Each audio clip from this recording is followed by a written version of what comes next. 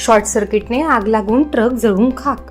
आपण पाहत आहात दैनिक विदर्भ सत्यजित लाईव्ह न्यूज। आमच्या यवतमाळ जिल्हा प्रतिनिधी प्रफुल्ल नान्हे यांनी दिलेल्या माहितीनुसार पांढरकवडा केळापूर तालुका येथील करंजी रोडवर आज दिनांक 27 जानेवारी रोजी यूपी लालगंज येथून रेल्वेचे चाक घेऊन नागपूर करंजी मार्गे मद्रास चेन्नई येथे ट्रक जात असताना करंजी पासून जवळ असलेल्या दुर्वे यांच्या धाब्याजवळ चालत्या ट्रकने अचानक पेट घेतल्याने ट्रक क्रमांक AP07U6345 पूर्णपणे जळून खाक झाला। ट्रक चालक शकील यांनी दिलेल्या माहितीनुसार कोणतीही जीवितहानी झालेली नाही। ही आग शॉर्ट सर्किटने लागली असे ट्रक चालकाने सांगितले। ही घटना दुपारच्या सुमारास 1:15 घडली।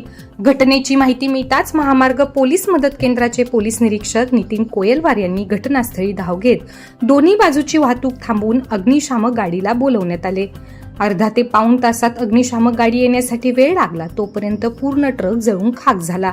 नंतर अग्निशामक गाडीने आग विझवण्यात आली। जवळपास 1 ते 1.5 तास महामार्गावरील वाहतूक ठप्प झाली होती। आग विझवल्यानंतर वाहतूक सुरळीत करण्यात आली आहे।